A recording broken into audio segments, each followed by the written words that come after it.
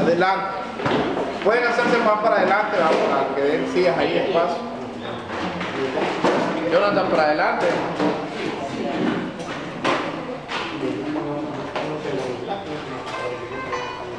Vamos a hablar entonces, estamos en una serie llamada La Carta a los Efesios. Este es el tema número 13. Se llama La Preciosa Gracia de Dios.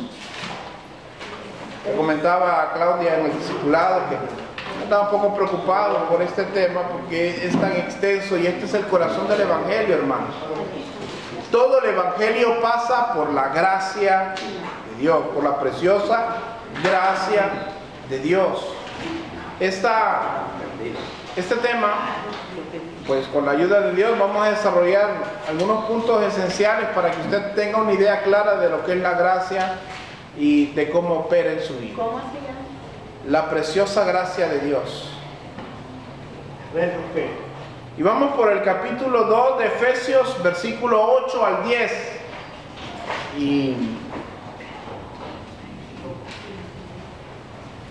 Efesios capítulo 2, versículos del 8 al 10. Me dicen amén cuando lo tengan. Amén. ¿Verdad? Vamos bien extenso, realmente que es profunda la palabra de Dios cuando empezamos a estudiar esto. Y vamos a ver cómo el apóstol Pablo, enseñándole a los efesios, les muestra un versículo que usted y yo conocemos desde que estamos en la congregación y yo espero que desde antes. Efesios 2, 8 al 10. Efesios 2, 8 y 9 y 10. Porque por gracia sois salvos por medio de la fe. Y esto no de vosotros, pues es un don De Dios. de Dios. No por obras para que nadie se gloríe. Porque somos hechura suya, creados en Cristo Jesús para buenas obras, las cuales Dios preparó de antemano para que anduviésemos en ella. Predestinación ahí, ¿ves? Para que anduviéramos en ella. Porque por gracia sois salvos por medio de la fe, y esto no de vosotros, pues es un don de Dios. Sabemos, oh Dios, que hemos orado en esta mañana por esta palabra, pero queremos hacerlo una última vez, oh Dios. Ayúdanos a entender tu palabra, ayúdanos a entender tu verdad, aclara nuestra mente, sujeta todo pensamiento a la obediencia en Cristo Jesús, que podamos estar enfocados y que pueda transmitir tus verdades de una manera clara. En el nombre de Jesús te lo pedimos. Amén, amén, amén. Hermanos, quiero hacerles una pequeña ilustración para que veamos qué es la gracia. Dice que había una vez una iglesia en un área rural que siempre acostumbraba una vez al año invitar a otras 3 iglesias para que entre todas comentaran lo que Dios estaba haciendo en la comunidad. Dice que en estas iglesias sucedían conversiones muy admirables. Habían delincuentes, habían prostitutas, habían todo tipo de gente perversa que llamaríamos nosotros en nuestra sociedad. Los chismosos también se convertían. Los mentirosos se convertían. Pues resulta que en esa ocasión, dice que en un domingo, mientras estaban por tomar la cena que compartían, dice que un pastor alcanzó a ver a un delincuente que había sido terrible en la comunidad, pero se había convertido. Lo asombroso que el pastor miró fue que a la par del delincuente estaba el juez de la corte que lo había sentenciado a 7 años de cárcel. Y dice que él le asombró que estuvieran a la par los dos y que no se hubieran visto, no se habían reconocido.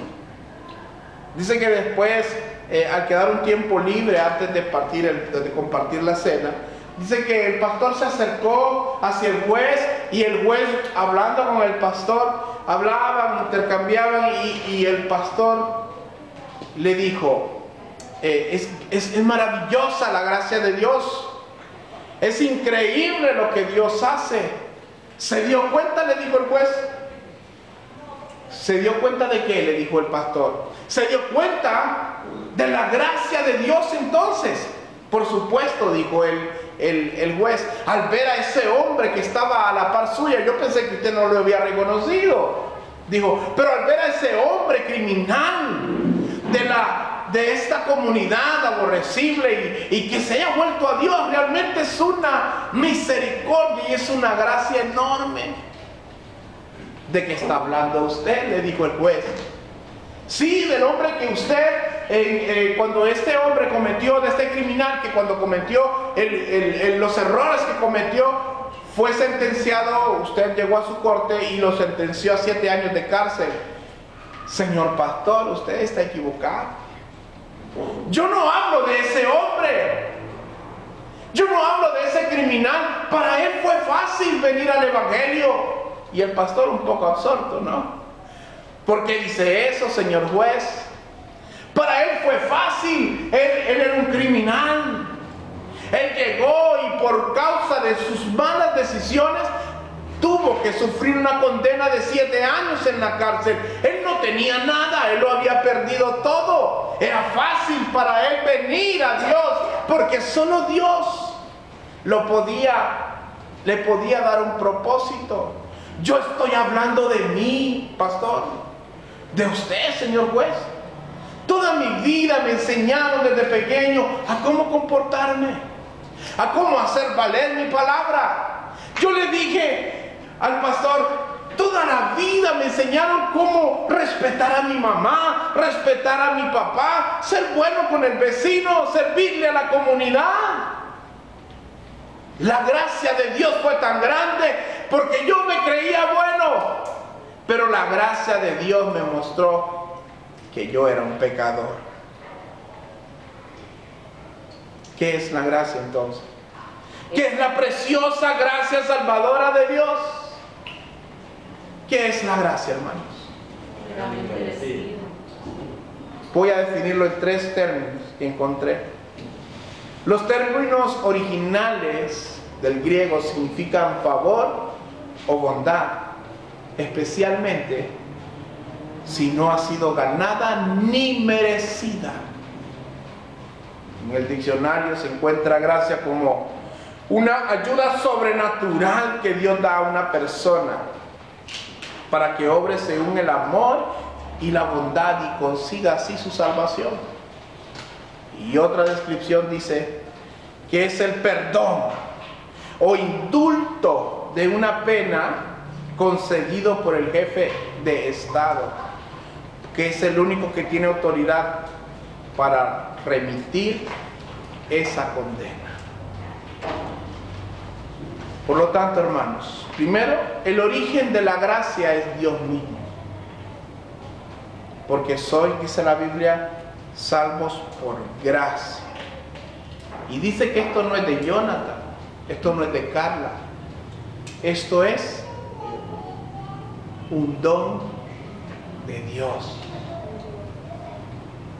La gracia es un don de Dios.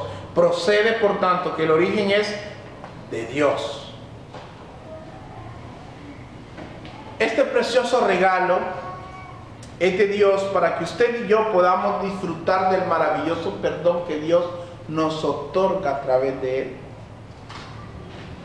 Ya que en nosotros no hay manera de que nosotros creamos, fabriquemos o produzcamos gracia hacia Dios. No hay manera que usted por sus propias fuerzas produzca gracia a Dios.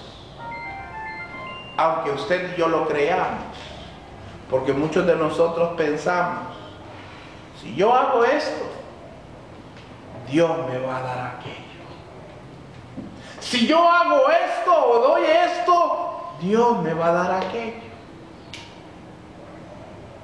Eso es lo que el enemigo quiere que piense. Haré esto para que Dios me dé la salvación. El evangelio no es así. La gracia es un don de Dios. Dios es la fuente de la gracia sobre el hombre.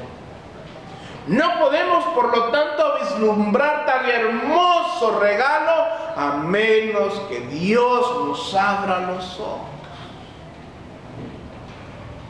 la gracia es un regalo de parte de Dios.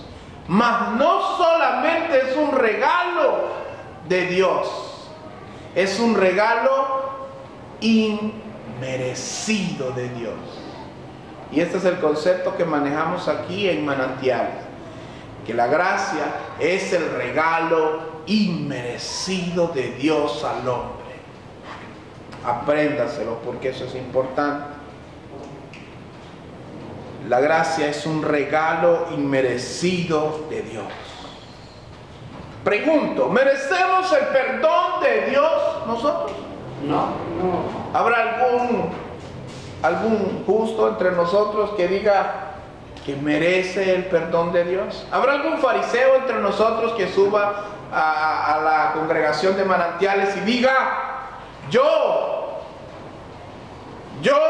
diezmo de todo lo que tengo, ayuno 2 veces por semana, ni siquiera soy como el resto de estos hermanitos que tengo en la congregación?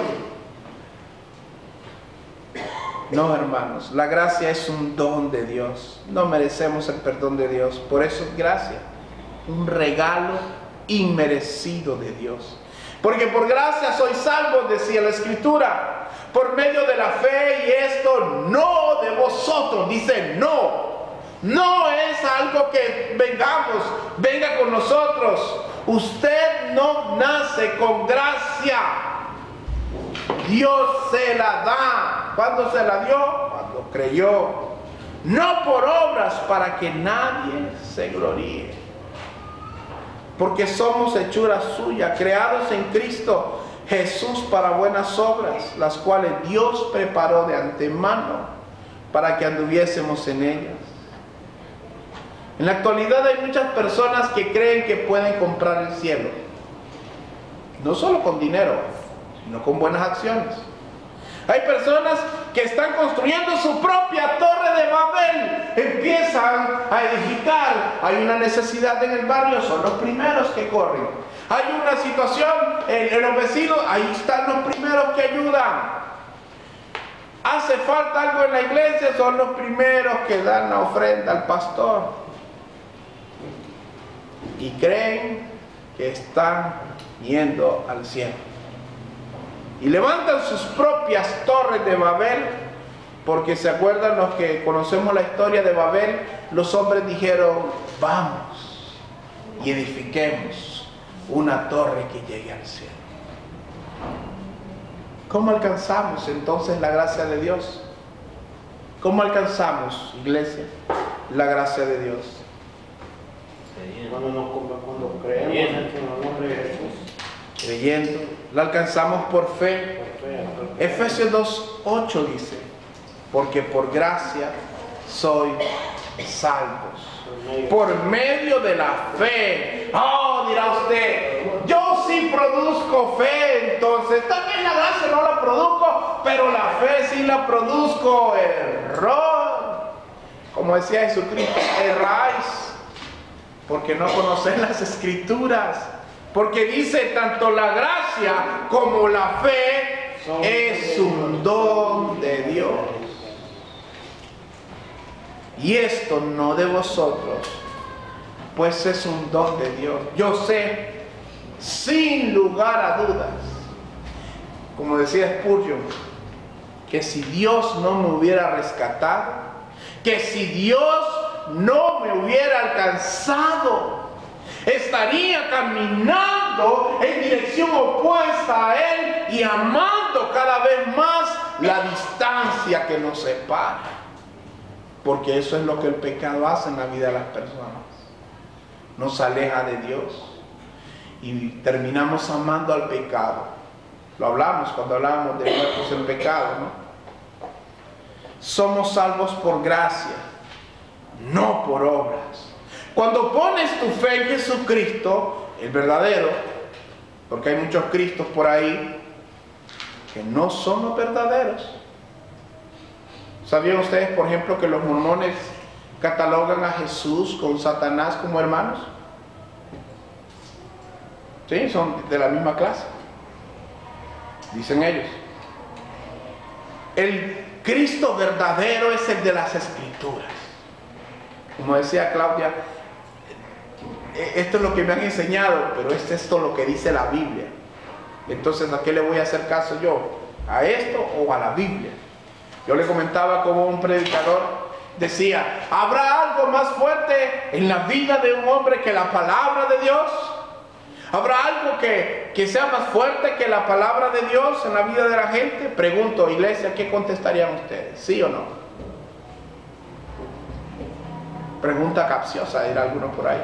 ¿Sí o no? A mí no hay otra cosa. La Biblia es el único estandarte que debemos llevar. Correcto. ¿Qué sería el problema? Que la gente tiene sus tradiciones y sus tradiciones son más fuertes que la palabra para ellos. No que lo sean realmente, pero para ellos sí lo son. Por la tradición nosotros hacemos muchas cosas que no son bíblicas y hasta las enseñamos. Y hasta nos enojamos cuando alguien nos contradice. Por la tradición, ¿cuántos de nosotros creímos que el diezmo era una ley que estaba en vigencia? Y le digo la tradición cristiana, estamos hablando del pueblo evangélico de Dios, que cree. ¿Cuántos? Una gran cantidad. Pensamos que malditos éramos si no diezmábamos, contradiciendo que la Biblia dice que nos hizo libres. ¿Cómo es que voy a ser maldito si Dios me hizo libre? Pastor, respóndame. Cállese, dijo, que yo soy el pastor. No, hermano.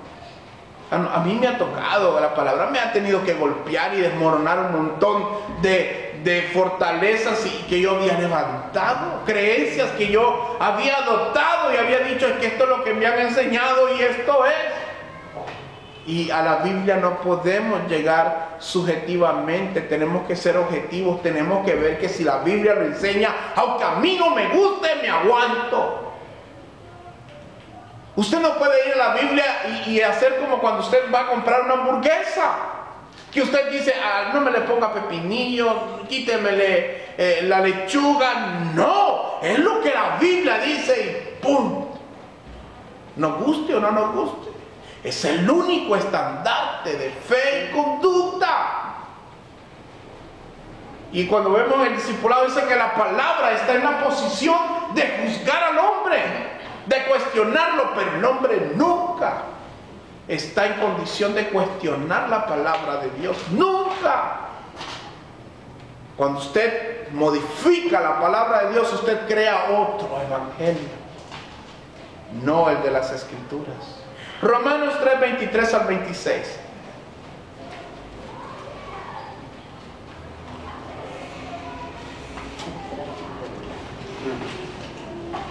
Cuando pones tu fe en Jesucristo, el de las Escrituras, Romanos 3, 23 al 26. Cuando decía Pablo, si viene un ángel del cielo y te predica Otro evangelio que no es este, sea maldito. Romanos 3, 23 al 26. Cuando pones tu fe en Jesucristo, en el de las Escrituras, entonces alcanzas la gracia que proviene de Dios y eres presentado justo delante del Padre. Justo. Romanos 3, 23 en adelante. Permítame.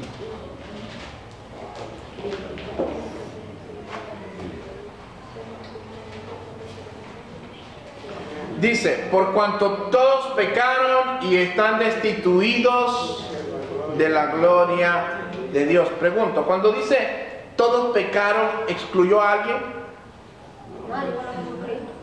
Solo Jesucristo, ¿verdad? Pero en el plano humano, 100% humano, nacido de hombre y mujer, dice, por cuanto todos pecaron y están destituidos de la gloria de Dios, ¿verdad?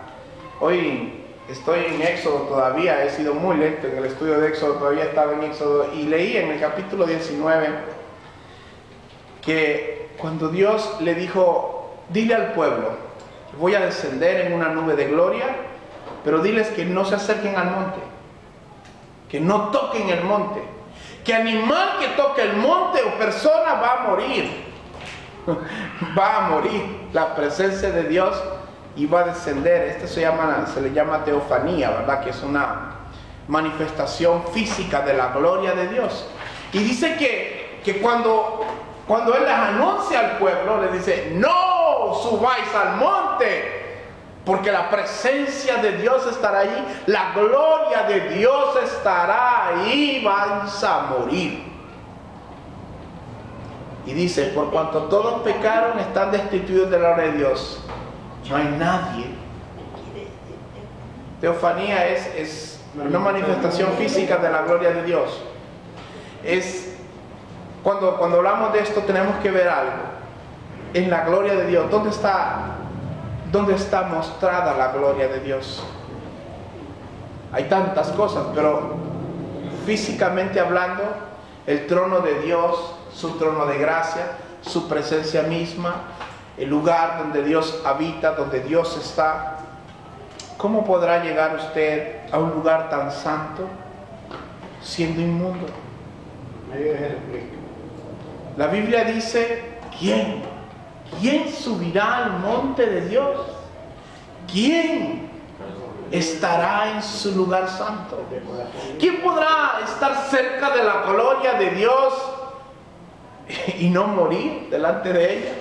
¿Quién? El limpio de manos, el de corazón puro. Dice la Biblia: por cuanto todos pecaron y están destituidos de la gloria de Dios, siendo justificados gratuitamente, gratis, hermano, por tu gracia, por su gracia, mediante la redención que es en Cristo Jesús, a quien Dios puso como propiciación por medio de la fe en su sangre, para manifestar su justicia a causa de haber pasado por alto en su paciencia los pecados pasados. ¿Cuáles pecados, hermanos? Todos sus pecados, los pecados pasados, los pecados presentes y los que va a cometer mañana o más tarde o dentro de un rato, con la mira de manifestar en este tiempo su justicia, a fin de que Él sea el justo y el que justifica al que es de la fe de Jesús. Importante entender lo siguiente: a fin de que Él sea el justo y el que justifica al que es de la fe en Jesús. Este es un misterio hermoso, hermanos. La gracia de Dios mostrada en la cruz del Calvario es tan grande que usted y yo vamos a pasar la eternidad y no lo vamos a terminar de percibir. En ese lugar, Cristo cargó los pecados del mundo. En ese lugar, sus pecados fueron cargados por Cristo. ¿Qué quiere decir esto? Que a Dios le plació el precio de la justicia de Dios para que usted y yo nos acercáramos al trono de la gracia. Fue que usted fuera justo, pero aquí hay un problema. ¿Cómo se va a justificar usted delante de Dios si usted no ha vivido una vida perfecta delante de Dios? El alma que pecare, dice la Biblia, esa morirá. Entonces había que pagar un precio, pero el precio era demasiado alto, usted no lo podía pagar. Dios demandaba que muriera el justo por los injustos, y en la cruz del Calvario Él dio a su Hijo, porque de tal manera amó Dios al mundo, que ha dado a su único Hijo, para que todo aquel que en Él crea no se pierda, mas tenga vida eterna. ¿Lo ha dado como qué? ¿Cómo lo dio? Lo dio como sacrificio, propiciación. Su sangre derramada en la cruz es la muestra del amor más grande por toda la eternidad. Y en ese lugar Jesucristo entregó su vida para que su gracia alcanzara mediante la fe a todo aquel que crea en Él. La Biblia enseña que el único camino hacia la gracia de Dios es Jesucristo. El de las Escrituras. El Jesús de las Escrituras es el único camino a la gracia de Dios. Para recibir el regalo de Dios, usted necesita creer en Él, en Cristo Jesús. Por lo tanto, no podemos disfrutar de la gracia de Dios a menos que acudamos a Cristo. Pero vamos a acudir a Él en fe para que seamos justificados por su justicia y quite la miseria de nuestra vida de pecados. ¿Qué quiere decir esto usted? Cuando usted cree en el Señor Jesús, el Padre ya no lo mira a usted por los pecados que hizo antes, sino que lo mira a través de Cristo, el justo. Y Él es el que justifica a los que son de la fe de Cristo Jesús. No sé si me capta, pero cuando usted cree en el Señor Jesucristo, y hemos hablado de lo que significa creer, cuando usted realmente cree en el Señor Jesucristo, el Padre ya no lo mira como un pecador empedernido, lo mira a través de Jesucristo, lo mira justo, lo mira santo. En la Biblia siempre se habla en las epístolas a los santos, a los justos que están en Galacia, en Capadocia, a los redimidos. No se dice a los pecadores, gracia y paz a vosotros. Dice a los santos. ¿Se imagina usted? Aquí sería un revuelo, ¿va?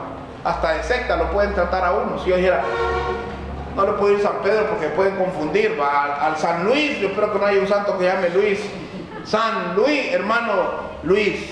¿Ha visto al santo? ¿A cuál santo? No al luchador. Al San Luis, al Santo Luis, al Santo Luis Zelaya. La gente se alborotaría. A los santos que se congregan en manantiales en el desierto, la gente se escandalizaría. Pero para el pueblo cristiano de la época de la carta no era extraño que lo llamaran redimido, justificado, elegido de Dios. A los elegidos que están en manantial en el desierto, peor, más alboroto. Pero eso somos delante de Dios. El hecho de que usted no lo mencione no le quita el cargo.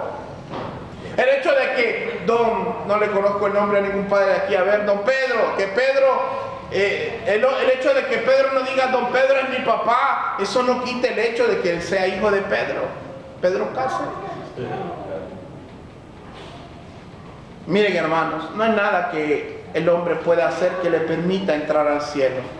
Dice la misma Biblia que las obras de las manos de los hombres son como trapos de inmundicia. Y vayamos a Isaías 64:6 para que veamos. Y luego les voy a dar un ejemplo de lo que la gracia no es. 64:6 es. Ajá. Isaías 64:6. Lo leo. Permítanme, hermano. Miren, estos trapos de inmundicia lo que hacen es en nuestras vidas, como decía el hermano, a ponernos unos lentes oscuros para ver las cosas de diferente manera. Estos trapos de inmundicia nos hacen creer que nosotros somos buenos. 64:6. Estos trapos de inmundicia nos hacen pensar que realmente nosotros merecemos el cielo, hermano. Son engaños a nuestras conciencias. Y dice la Biblia, hoy leíamos en Jeremías 17:9, engañoso es el corazón del hombre y perverso. ¿Quién lo conocerá? Hermanos, es triste, pero un falso evangelio hace que el cerdo se crea oveja mientras se está revolcando en el lodo. A ver, ¿qué dice Isaías 64:6? Si bien todos nosotros somos como suciedad y toda nuestra justicia como trapo de inmundicia, y caímos todos nosotros como la hoja, y nuestras maldades nos llevaron como viento. Creo que cuando usted dice toda nuestra justicia como un trapo de inmundicia. A ver, mujeres, dentro del aseo, dentro de la casa, ¿qué es lo más asqueroso que pueden ver?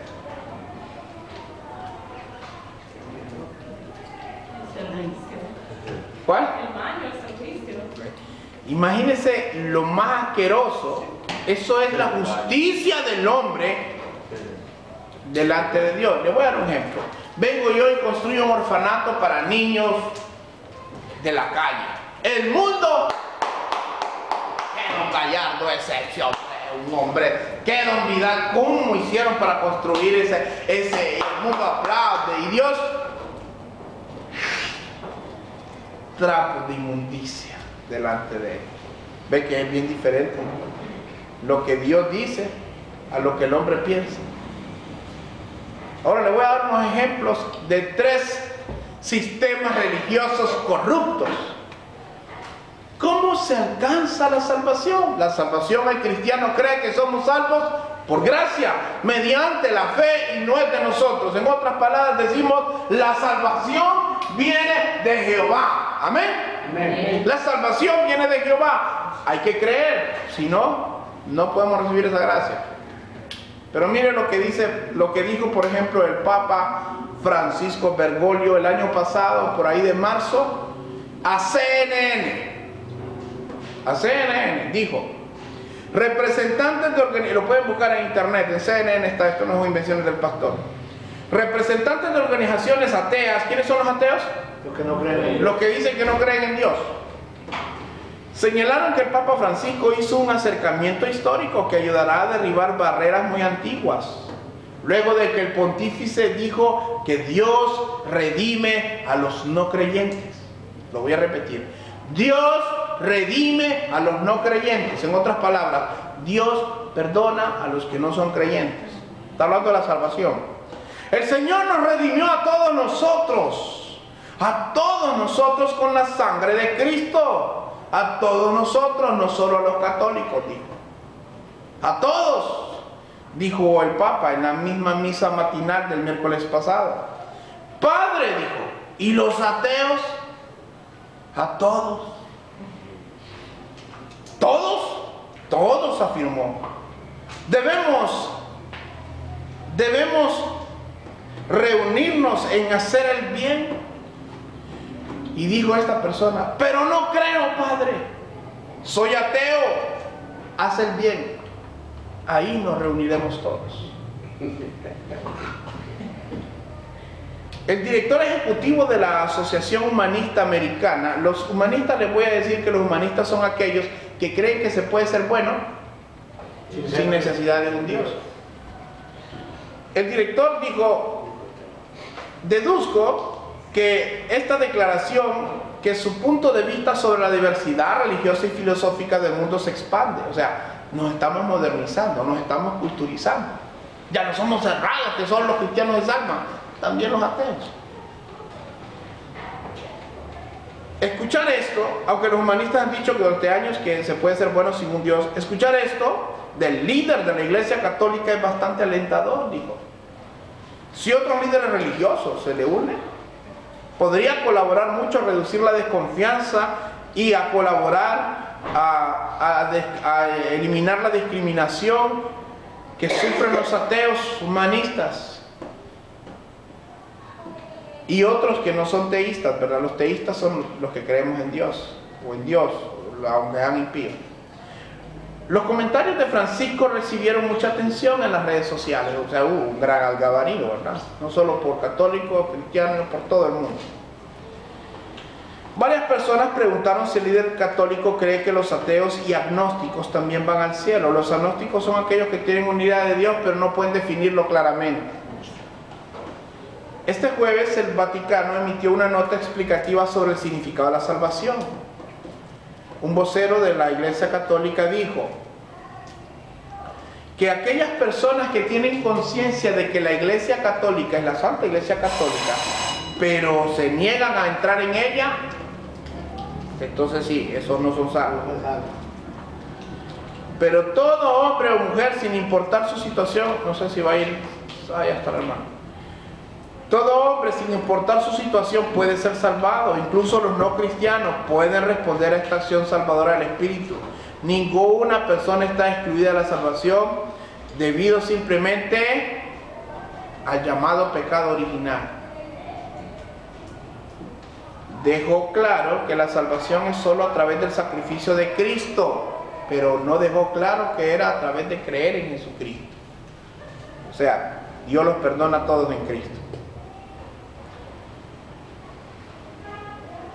Dice que los comentarios sobre los ateos muestran incluso, ¿usted sabía que hay un santo para los ateos? ¿Sí? Ha llegado a ser tal la cuestión en el catolicismo que hay un santo hasta para los ateos. Ahora, este discurso se dio el día de la fiesta de Santa Rita, la santa patrona de las cosas imposibles. Enfatizar que el Evangelio redime a todas las personas, incluidas los ateos, es la enseñanza de la Iglesia, dijo el vocero. Es un hecho objetivo que la Iglesia cree.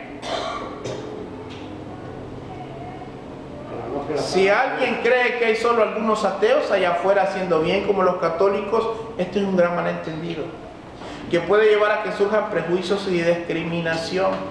Incluso ateos como David Silverman, presidente de Ateos Americanos en Estados Unidos, quien tuvo una relación agnóstica con la Iglesia Católica, acogió los comentarios del Papa de la siguiente manera: aunque el concepto de la muerte de Jesús por los ateos está mal en muchos niveles, especialmente porque él dijo que todos aquellos que blasfemaran su nombre irían al infierno, dice que puedo apreciar, dijo este ateo, el esfuerzo de buena fe del Papa al incluir a los ateos en la discusión de la moral. Por supuesto que los ateos no quieren formar parte del catolicismo, pero estamos interesados en los derechos humanos básicos. Escrito está, Hechos 4:12, y en ningún otro hay salvación, porque no hay otro nombre bajo el cielo dado a los hombres en que podamos ser salvos. No se trata de hacer el bien. No nos vamos a reunir ahí haciendo el bien. Solo hay salvación en Cristo, en la fe, porque por gracia somos salvos mediante la fe y no de nosotros, sino que es un don de Dios. Ahora veamos lo que dicen los testigos de Jehová. Los testigos de Jehová, fieles y discretos, se les enseña, según una publicación de la Atalaya. Ustedes saben que la Atalaya para ellos es una revista que es, la ponen hasta al alcance de la Biblia. O sea, para ellos lo que dice la Atalaya es como que no está escrito en la Biblia. Dice, en la Atalaya del 15 de febrero de 1983, página 12, y esto es lo que enseñan desde entonces. En esta publicación se les enseña que hay 4 requisitos para la salvación. Primero, Jesucristo identificó su primer requisito cuando en su oración dijo al Padre: esto significa la vida eterna. Esta es la versión de ellos, ¿verdad? Porque la Biblia, decimos nosotros, en esto encontráis la vida eterna, en que te amen a ti, al único Dios verdadero, y a Jesucristo a quien has enviado. Dice, esto significa vida eterna, que tomen conocimiento de ti, el único Dios verdadero, y al único a quien has enviado. Entonces, según ellos, necesitan invocar el nombre de Dios tal como es, si no están blasfemando su nombre, ya que uno de los mandamientos es: santificarás su nombre, ¿verdad? Que no usarás el nombre de Dios en vano. Es un requisito. Usted tiene que ir Jehová, aunque el tetratrón es impronunciable, el YH es impronunciable. La versión que nosotros tenemos es Jehová, o Yahweh, o Yahvé. Muchos, dice el número 2, han encontrado el segundo requerimiento más difícil, que es obedecer las leyes de Dios. Si para conformar la vida de uno de los requisitos morales establecidos en la Biblia, esto incluye abstenerse de una forma de vida corrupta e inmoral, el segundo requisito es importante. El testigo fiel y discreto, dice, debe de obedecer las leyes de Dios y conformar su vida de acuerdo a los requisitos morales establecidos en la Biblia. Pregunto yo, ¿habrá alguien en el mundo que pueda cumplir los mandamientos de Dios a cabalidad? Nadie, por lo menos tiene todos los puntos. Tercer requisito, adherirse a una organización de los salones del reino de los testigos de Jehová. Y número 4, predicar de puerta en puerta para hacer nuevos discípulos. Esta es la manera de los testigos de Jehová de cumplir con fidelidad y lealtad la voluntad de Dios, y por eso van de puerta en puerta tratando de hacer nuevos adeptos a su culto humano y torcido. Efesios 2:9 dice que no es por obras, para que nadie se gloríe.